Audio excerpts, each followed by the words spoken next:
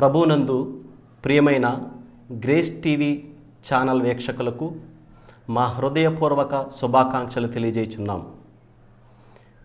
Race of grace ministries ద్వారా పరిచర్యను చేయుచున్నటువంటి reverend ఎం సుగుణరాజు గారు మనకు దైవవర్తమానాన్ని ఇప్పుడు అందించెదరు. మన ప్రభువును ప్రిరక్షకుడునైన యేసుక్రీస్తు వారి అతి శ్రేష్టమైన నామమున గ్రేస్ టీవీ వీక్షక ప్రేక్షకులకు ప్రభువైన యేసుక్రీస్తు నామములో శుభవందనములు తెలియజేస్తూ ఉన్నాం. దేవుని మహాకృపను బట్టి యేసు వైపు చూస్తూ అను ఈ కార్యక్రమం ద్వారా దేవుని వాక్యమును ప్రకటించుట కొరకు దేవుడు నాకు ఇచ్చిన అవకాశాన్ని బట్టి దేవునికే మహిమ ఘనత ప్రభావములు చెల్లిస్తూ ఉన్నాం.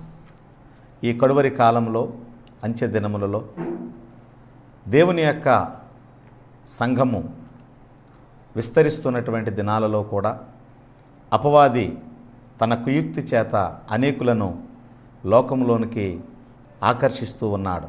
అలాగున లోకము సంఘములోనికి, సంఘము లోకములోనికి చొరబడి ఈ రోజున క్రైస్తవ్యం యొక్క విలువలు, ఆత్మీయ విలువలు తగ్గిపోవచ్చు ఉన్నవి. దేవుని యొక్క మహాకృపను బట్టి చీకటిలో నుండి ఆశ్చర్యకరమైన ఆయన వెలుగులోకి ప్రభువు మనల్ని పిలిచి ఉన్నారు. ఆ వెలుగును మనము లోకానికి అందించాలని, అనేకులను వెలుగులో నడిపించాలని దేవుడు మనలను కోరుకొనుచూ ఉండగా ఈ సత్యాన్ని విస్మరించి అనేకులు ఈ రోజున లోకములోకి, పాపములోకి జారిపోవడం అనేది విషాదకరమైన విషయం. పరిశుద్ధ గ్రంథములో నుంచి మొదటి రాజుల గ్రంథము 17వ అధ్యాయము మొదటి నుండి కొన్ని వచనాలు చదివి దేవుని వాక్యాన్ని మనం ధ్యానం చేసుకుందాం. అంతటా గిలాదు కాపరస్తుల సంబంధియును తిష్బీయుడైన ఏలియా అహబునద్దకు వచ్చి, ఎవని సన్నిధిని నిలవబడి ఉన్నానో ఇశ్రాయేలు దేవుడైన ఆ యెహోవా జీవము తోడు, నా మాట ప్రకారము గాక ఈ సంవత్సరములో మంచైనను వర్షమైనను పడదని ప్రకటించెను. పిమ్మట యెహోవా వాక్కు అతనికి ప్రత్యక్షమై, నీవు ఇచ్చటి నుండి తూర్పు వైపునకు పోయి యొర్దానుకు ఎదురుగా ఉన్న కెరీతు వాగు దగ్గర దాగియుండుము. ఆ వాగు నీరు నీవు త్రాగుదువు. అచ్చటికి నీకు ఆహారం తెచ్చునట్లు నేను కాకోలములకు ఆజ్ఞాపించితినని అతనికి తెలియజేశాను. ప్రియ దేవుని బిడ్డలారా, అహబు దినములలో ఇశ్రాయేలీలు భయంకరమైన విగ్రహారాధనకు లోబడిపోయి నా పేరు పెట్టబడిన జనులు అని దేవుని చేత పిలువబడినటువంటి ఆ ప్రజలు ఆ సత్యాన్ని విస్మరించి విగ్రహములను పూజిస్తూ దేవునికి విరోధముగా వారు జీవిస్తూ లోకములో కలిసిపోయిన పరిస్థితుల్లో మనం చూస్తున్నాం. అటువంటి సమయంలో వారికి ఎలాగునైనా సరే తిరిగి మరలా ఆ జీవ మార్గములోనికి నడిపించాలని దేవుడు ఉద్దేశించి వారిని శిక్షించుట ద్వారా, గద్దించుట ద్వారా మరలా తన యొక్క ఉన్నతమైన కృపకు వారిని పాత్రులుగా చేయాలని 3.5 సంవత్సరములు భూమి మీద మంచైనను వర్షమైనను కురవకూడదని ఏలియా ద్వారా ఆజ్ఞాపించి ఉన్నాడు. అయితే ఆ సమయంలో ఏలియాను పోషించవలసినటువంటి బాధ్యత దేవునిదై ఉన్నది. ఎందుకొరకంటే మనమందరము ఆయన పిల్లలము గనుక మనము కరువులో ఉండుట, ఇబ్బందుల్లో ఉండుట ఆయనకి ఎంత మాత్రము ఇష్టము కాదు. అందుకొరకనే సింహపు పిల్లలు లేమి కలవై ఆకలిగొనను, ఆయనందు విశ్వాసముంచువారు, తన్ను ఆశ్రయించువారు ఎన్నడూ ఆకలిగొనని దేవుని యొక్క వాగ్దానమును ఏలియా పక్షమున దేవుడు నెరవేర్చాలని ఉద్దేశించి మరి ఏలియాను కెరీతు వాగు దగ్గరికి వెళ్ళమని తెలియచేసి ఉన్నాడు. దేవుని బిడ్డలారా, ఎందుకు కెరీతు వాగు దగ్గరికే వెళ్ళమన్నాడు? అహబు కాలములో ఇశ్రాయేలు దేశములో అనేకమైనటువంటి స్థలాలు ఉండగా, అనేకమైన పర్వతాలు ఉండగా, అనేకమైన నదులు ఉండగా ఒక కెరీతు వాగు దగ్గరికి ఎందుకు ఏలియాను వెళ్ళమన్నాడు అని మనం ఆలోచన చేస్తే, కెరీతు వాగు దగ్గర మనకెన్నో ఆత్మీయ పాఠాలు నేర్పించబడుతూ ఉన్నవి.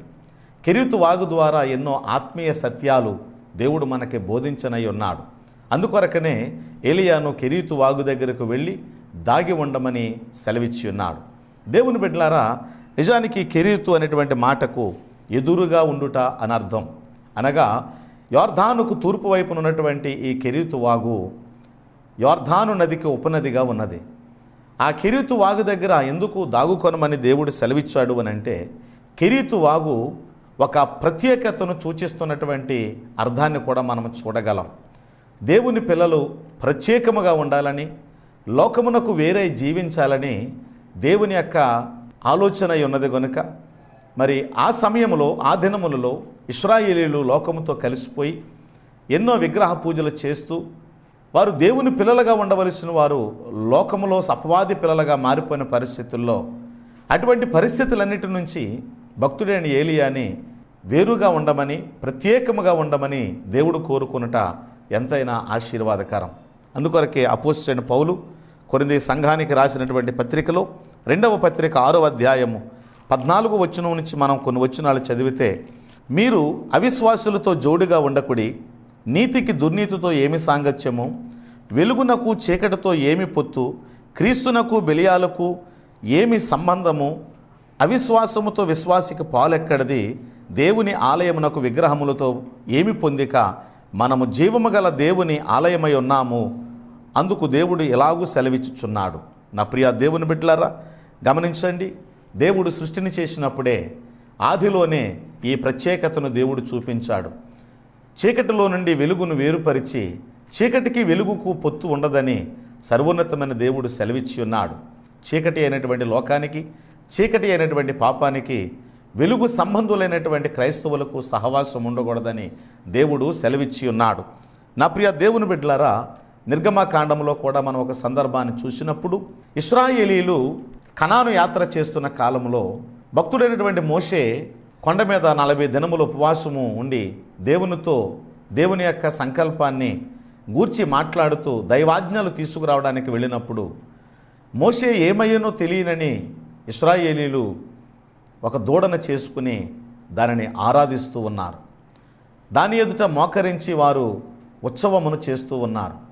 అటువంటి సమయంలో మోషే కొండ దిగ వచ్చినప్పుడు వారి పరిస్థితిని చూసి చాలా బాధపడి, దేవుని పక్షమున ఉన్నవారు ఎవరో నా వైపుకు రండి అని పిలిచినప్పుడు లేవీయులు దేవుని పక్షం ఉండడానికి వచ్చి మోషే దగ్గర నిలవబడి ఉన్నారు.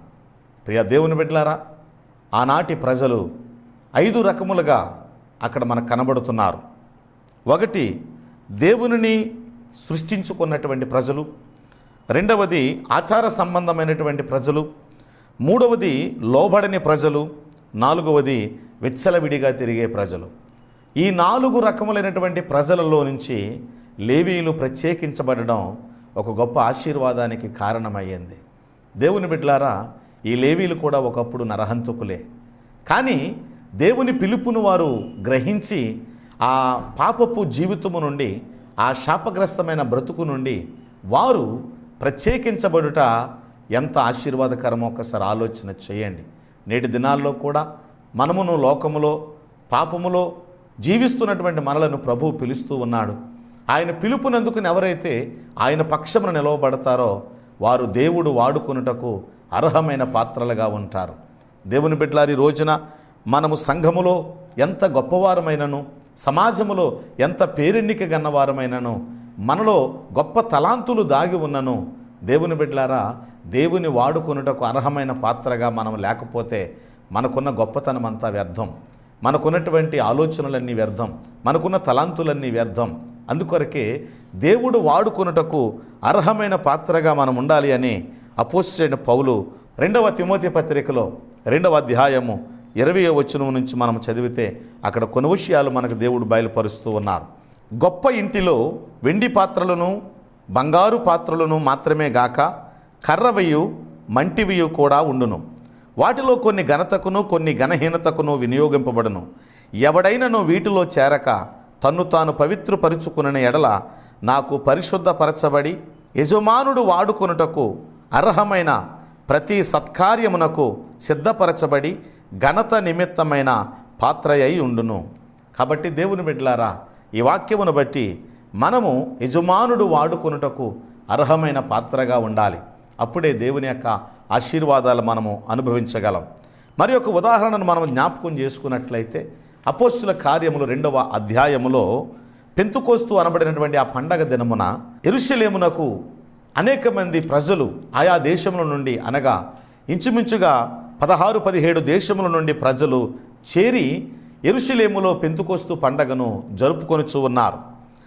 ఆ పెంతుకోస్తు పండగ దినములో అనేక మంది ప్రజలు రకరకములైనటువంటి విధానాల ద్వారా, ఆచారాల ద్వారా గొర్రెలను కోసుకొని మద్యము తాగుతూ మరి విచ్చలవిడిగా వారు జీవిస్తూ పండగ చేసుకుంటున్నటువంటి ఆ పండగ జనాంగములో కేవలము 120 మంది ప్రత్యేకించబడి మేడగదిలో కూర్చుని పరిశుద్ధాత్మని కొరకు, అనగా సర్వ సత్యములోనికి నడిపించు ఆదరణకర్త కొరకు కనిపెడుతూ ప్రార్థిస్తున్నటువంటి ప్రజలను మనం పరిశీలన చేస్తే, వారు పండగ జనాంగములో ఉండకుండా ఆత్మీయమైనటువంటి ప్రార్థనా సహవాసములో ప్రత్యేకించబడి జీవించుట ఎంత ఆశీర్వాదకరమో ఒకసారి ఆలోచన చేయండి. నోవహు తరములో కూడా దేవుని బిడ్డలారా, నోవహు కాలములో కూడా ఆ తరము వారిలో, అనగా నోవహు జీవిస్తున్నటువంటి తన తరములో నోవహు ప్రత్యేకించబడిన వాడుగా ఉన్నాడు. అందుకొరకే జలప్రళయం వచ్చినప్పుడు లోకమంతా నాశనమైపోయినా నోవహు కుటుంబము నాశనము కాలేదు. నా ప్రియ దేవుని బిడ్డలారా, కడువరి కాలములో దేవుడు అగ్ని చేత ఈ భూమిని ఆకాశమును నాశనం చేయాలని తలుస్తూ ఉన్నాడు. దానికి దేవుడు మహాదినమని, అంత్యదినమని పేరు పెట్టి ఆ అంత్యదినమున, ఆ మహాదినమున భూమి ఆకాశములు అగ్నితో లయమైపోతాయని సర్వోన్నతమైన దేవుడు సెలవిస్తున్నాడు. దేవుని బిడ్డలారా, జలప్రళయమునకు సాదృశ్యముగా అగ్నితో లోకాన్ని నాశనం చేయబోతున్న దేవుని యొక్క సంకల్పం ఏమిటో తెలుసా? ఈ అగ్నిలో, ఈ అగ్ని ఘోర ప్రళయములో, ఈ మహాశ్రమలలో నిజ క్రైస్తవులు, దేవుని పిల్లలైనటువంటి వారు నాశనము కాకూడదని ఆయన ఉద్దేశం. అందుకొరకే మరొకసారి వర్తమానం ద్వారా మనలో ఒక ప్రత్యేకమైనటువంటి జీవితం, ఒక ప్రత్యేకమైన ఆశీర్వాదం మనము కలిగి ఉండాలని దేవుడు కోరుతూ లోకమునకు వేరుగా జీవించమని ప్రభువు సెలవిస్తూ ఉన్నాడు. దేవుని బిడ్డలారా, ఈ రోజుల్లో కూడా అనేక మంది ఆనాటు నోవహు కాలంలో ఎలాగున్నారు? జనులు తినుచు, త్రాగుచు, పెండ్లి చేసుకొనుచు, పెండ్లికిచ్చుకొనుచు, గృహములు కట్టుకొనుచు ఎలాగున జీవిస్తూ ఉన్నారో ఈ రోజును కూడా ప్రజలు అలాగునే జీవిస్తున్నారు. అందుకొరకనే ఈ భయంకరమైన సునామీల ద్వారా, భయంకరమైన భూకంపముల ద్వారా ఈ రోజున దేవుడు ప్రకృతిని ఆయుధముగా చేసుకుని మరి అవిధేయులైన మనుషులకు బుద్ధి చెబుతూ ఉన్నారు. కాబట్టి నా ప్రియ దేవుని బిడ్డలారా, దేవుని యొక్క వాక్యమును వింటున్న నా ప్రియ సహోదరి సహోదరులారా, దేవుని యొక్క మాటలను ఒక్కసారి ఆలోచన చేయండి. ఆయన మనసు తిరిగిన వారముగా ఉంటూ లోకములో నుండి మనం ప్రత్యేకించబడి ప్రభు రాకడ కొరకు ఎదురు చూద్దాం. ఎందుకొరకంటే కల్దీల మధ్యలో నుండి ఒకనాడు అబ్రహాము ప్రత్యేకించబడ్డాడు. దేవుని పిలుపునందుకుని తన స్వజనులను విడిచిపెట్టి, తన సొంత ప్రజలను విడిచిపెట్టి, తన తండ్రి ఇంటిని విడిచిపెట్టి, తన స్వదేశమును విడిచిపెట్టి ప్రత్యేకించబడి దేవుని పిలుపు మేరకు జీవించినప్పుడు అబ్రహాము విశ్వాసులకు తండ్రిగా ఆశీర్వదించబడ్డాడు. అలాగే యోబు కాలంలో మనం పరిశీలన చేస్తే ఊజు దేశములో అనేక మంది ధనవంతుల కంటే గొప్ప ధనవంతుడైనప్పటికీ కూడా యోబు ఆనాటి తరములో యథార్థవంతుడిగాను, నీతిమంతుడిగాను, దేవుని యందు భయభక్తులు కలిగిన వాడిగా ఉండి యోబు ప్రత్యేకించబడి రెండంతల ఆశీర్వాదముతో నింపబడ్డాడు. అలాగనే మరి దేవుని యొక్క వాక్యమును మనం ఆలోచన చేస్తే యెషయా గ్రంథం 8:18 అంటాడు, ఇశ్రాయేలుల మధ్యలో నేనును యెహోవా నాకు ఇచ్చిన కుమారులను కుమార్తెలను సియోను పర్వతం మీద మరి దేవుని యొక్క సన్నిధిని మేము ప్రత్యేకించబడ్డామని చెప్తూ సూచనలుగాను మహత్కార్యములుగా ఉన్నామని యెషయా సాక్ష్యమిస్తున్నాడు. నిజమే దేవుని బిడ్డలారా, ఆనాటి అవిధేయులని ఇశ్రాయేలుల మధ్యలో యెషయా కుటుంబం ప్రత్యేకించబడింది.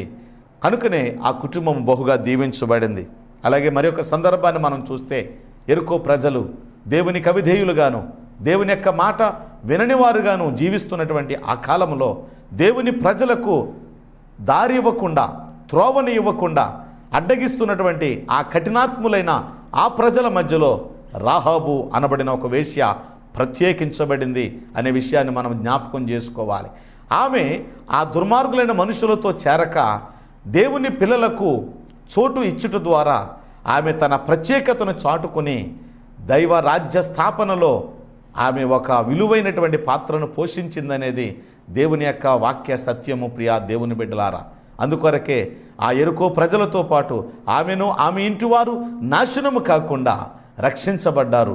కాబట్టి దేవుని బిడ్డలారా, ఈ రోజున కొడవరి కాలములో మనమును కఠినాత్ములైన మనుషులతో కలిసి దైవ కార్యములకు ఆటంకముగా ఉండకుండా, దైవ కార్యములకు విరోధముగా నిలవబడకుండా మనము దేవుని పిల్లలముగా, దేవుని ప్రియమైన వారసులముగా ప్రత్యేకించబడి దైవరాజ్య స్థాపన కొరకు ఎదురు చూడాలని నేను మనవి చేస్తూ ఉన్నాను. అలాగనే లోకములో నుండి నేను ప్రత్యేకించబడ్డాను అని పౌలు మహాశయుడు తెలియజేస్తున్నాడు. గలతీలకు రాసిన పత్రిక 6వ అధ్యాయము 14వ వచనాన్ని మనం చదివినట్లయితే, అయితే మన ప్రభువైన యేసుక్రీస్తు సిలువయందు తప్ప మరి దేని యందును అతిశయించుట నాకు దూరమవునుగాక. దాని వలన నాకు లోకమునకు నేనును సిలువ వేయబడి ఉన్నాము. ప్రియ దేవుని బిడ్డలారా, గమనించారా?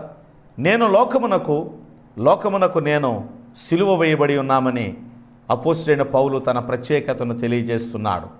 దేవుని బిడ్డలారా, ఈ రోజున మనము కూడా లోకమునకు వేరై ఉండి దేవునికి ప్రియమైన పిల్లలముగా, దేవునికి ఇష్టలుగా మనము జీవిస్తూ దైవరాజ్యమునకు సిద్ధపడాలి. ఎందుకొరకంటే యేసు ప్రభువారు కూడా ఒక చక్కని ఉపమానం చెప్పారు. గోధుమల మధ్యలో గురుగులు. దేవుని బిడ్డలారా, ఈ రోజున గోధుమలు అనబడిన విశ్వాసుల మధ్యలో గురుగులు అనేటువంటి అవిశ్వాసం కూడా పెరుగుతూ ఉంది. కాబట్టి ఆ గురుగులు అనేటువంటి అవిశ్వాసాన్ని మనలో చేరనివ్వకుండా మరి గోధుమలనే విశ్వాసముతో దైవ రాజ్యములో చేర్చబడాలని దేవుని యొక్క వాక్యం మనకు ప్రకటించబడుతూ ఉంది. కాబట్టి ఈ వాక్యము ద్వారా దేవుని యొక్క మాటలు విన్నటువంటి నా ప్రియ సహోదరి, నా ప్రియ సహోదరుడా, దేవుని కొరకు ప్రత్యేకముగా ఎలాగూ జీవించాలో ఆలోచన చేయండి. లోకములో మనము కలిసిపోకుండా, పాపముతో మనం ఏకీభవించకుండా, పాపపు యొక్క మరి సంఖ్యలను తెంచుట కొరకు, పాపపు యొక్క బంధకములను తెంచుట కొరకు ఆనాటి భక్తుల వలె మనము కూడా ప్రత్యేకించబడదాం. ఏలియాను కిరీతు వాగు దగ్గర దాగి ఉండుమని చెప్పాడు. దాగి ఉండుట అనగా విధేయత కలిగి ఉండుట. దాగి ఉండుట అనగా లోబడుట. దేవుని బిడ్డలారా, 2వ పాఠంలోనికి మనం వెళుతున్నాం. దాగి ఉండుట. ఏలియా మొదట ప్రత్యేకించబడ్డాడు. అలాగే మనము కూడా మొదట లోకములో నుండి దేవుని రాజ్యముగా ప్రత్యేకించబడాలి. రెండవదిగా మనము దాగి ఉండాలి. అనగా దేవుని యొక్క సన్నిధిని, ఆయనకు విధేయులముగా జీవిస్తూ ఆయన సన్నిధిలో మనము దాగి ఉండుట ఆయన ఆశీర్వాదానికి మనలను వారసులునిగా చేస్తుంది.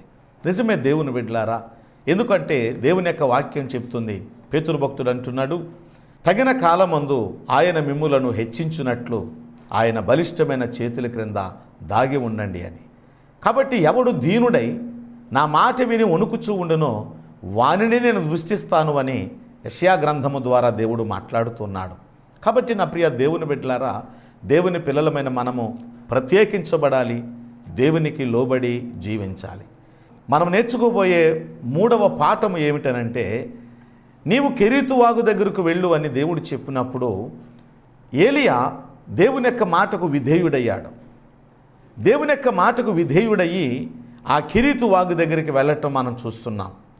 దేవుని బిడ్డలారా, దేవుని యొక్క మాటకు ఎవరు విధేయత కలిగి ఉంటారో వారు ఆశీర్వదించబడతారు. ఏలియా యొక్క విధేయతలో ఎంతో విశ్వాసము కనబడుతుంది.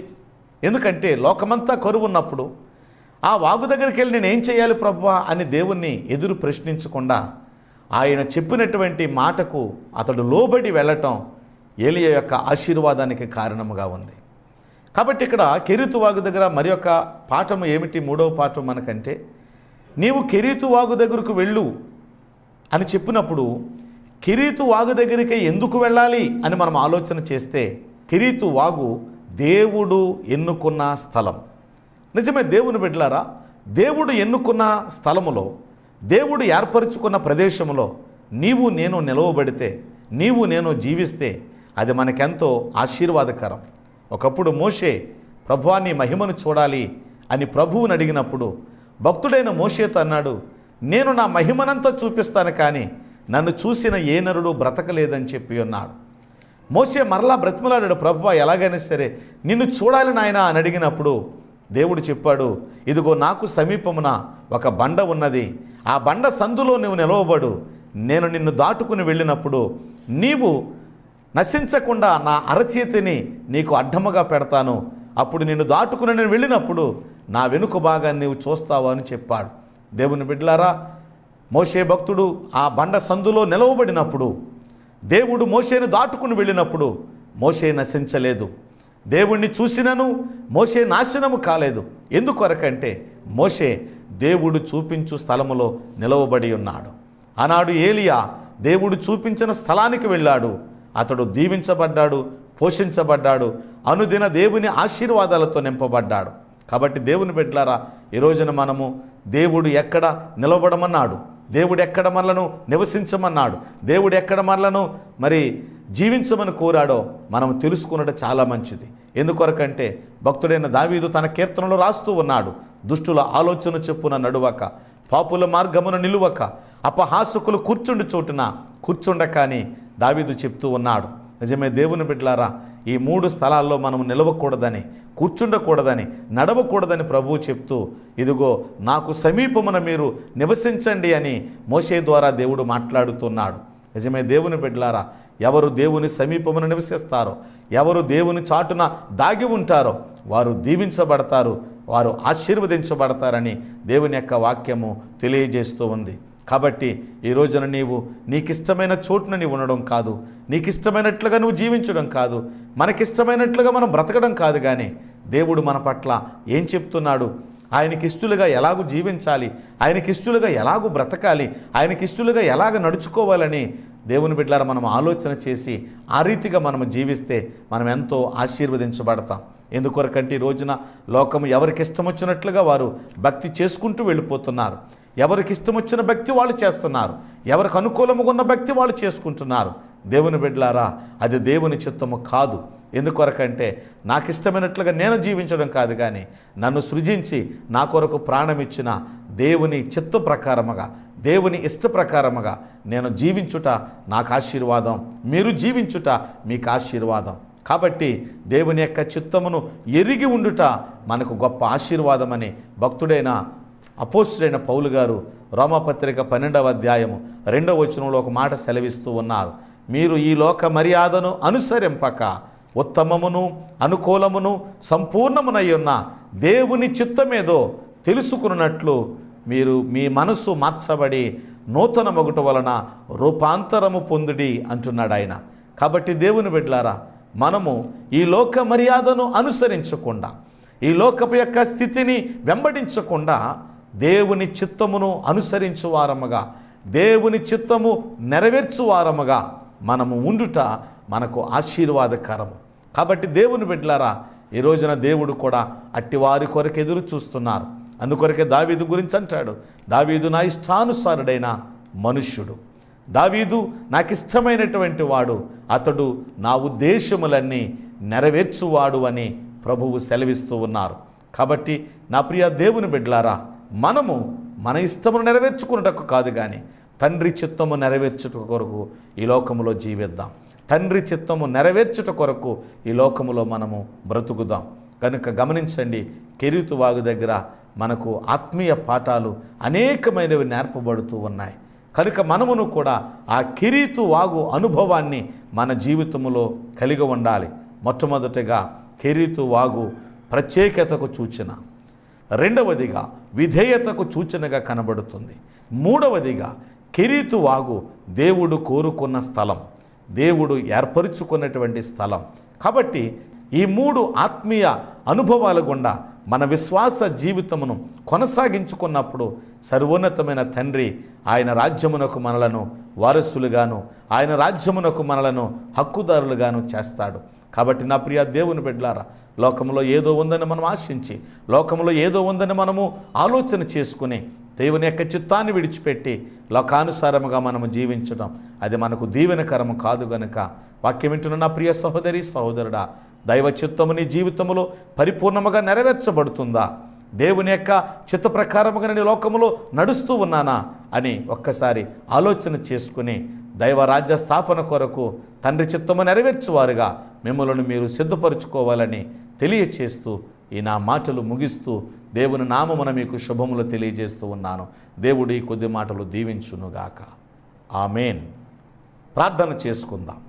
సర్వకృపానిధియగు మా తండ్రి, సర్వోన్నతుడైన మా దేవా, మీకు స్తోత్రాలు. గ్రేస్ టీవీ ద్వారా అనేక మంది సహోదరి సహోదరులను ఈ టీవీ కార్యక్రమంలో వారితో కలిసి నీ వాక్యమును పంచుకొనుటకు మాకిచ్చిన భాగ్యాన్ని బట్టి వందనాలు. ఈ వాక్యము విన్నటువంటి నీ ప్రియబిడ్డలందరినీ మీరు దీవించి ఆశీర్వదించండి. నీ చిత్తము నెరవేర్చువారుగా, మీ వాక్యమునకు విధేయులుగా నీ సన్నిధిలో నీ ప్రియబిడ్డలు సాగిపోవటకు సహాయము చేసి ఈ టీవీ పరిచర్య ద్వారా ఇంకా అనేక మంది ఆత్మీయ మేలులు పొందినట్లు కృపను అనుగ్రహింపచేయమని, ఈ కార్యక్రమమును దినదినము అభివృద్ధిపరిచి మీరు ఆకడ కొరకు అనేకులను సిద్ధపరిచే కృప మాకు అనుగ్రహింపచేసి మా పరిచర్యను అభివృద్ధిపరచమని మా ప్రభువును ప్రియరక్షకుడునైన యేసుక్రీస్తు వారి అతి శ్రేష్టమైన నామమున ఈ ప్రార్థన అడిగి వేడుకొనుచున్నాము తండ్రి. ఆమెన్. ప్రియమైన గ్రేస్ టీవీ వీక్షకులైనటువంటి సహోదరి సహోదరులారా, మన దైవజనులు అందించినటువంటి దైవ సందేశాన్ని మీరు విని ఉన్నారు కదా.